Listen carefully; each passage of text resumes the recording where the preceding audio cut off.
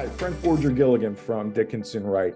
I want to talk a little bit today about the recent order out of the Southern District of New York in the SEC v. Ripple Labs case, which was much anticipated order on cross summary judgment motions filed by each party.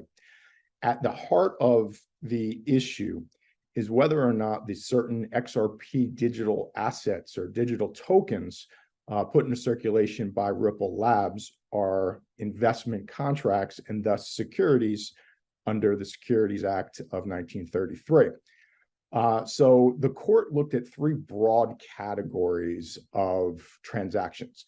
The first being those transactions that were made to institutional investors such as hedge funds or other sophisticated investors prior to the tokens going into circulation. The second being those programmatic sales of the assets, which were made to the general public on certain crypto trading platforms and exchanges. And then the final bucket were those digital assets that were granted to certain executives, not for cash compensation.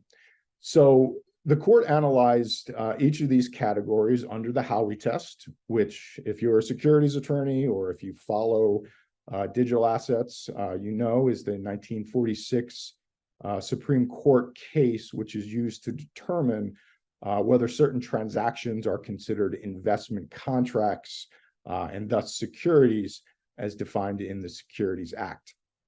And what the test says is that a transaction is an investment contract if there is an investment of money in a common enterprise and there's an expectation that profits are to be derived from the efforts of others. So looking at that first category to institutional sales, the court ruled that yes, those are securities. However, looking at the other two categories, the court disagreed with the SEC and determined them not to be securities. As to the programmatic sales, those sales that occurred on exchanges, what the court held there was that there was no reasonable expectation of profits to be derived from the efforts of others. And in fact, there was no evidence that investors even knew who Ripple Labs was.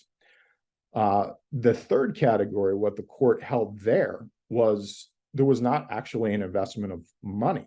So it failed the first prong of the Howey test. So what are the takeaways from this order? The first is that a digital asset could initially be considered a security, but as it is placed into circulation, at some point it could lose certain indicia of being an investment contract and thus not be a security.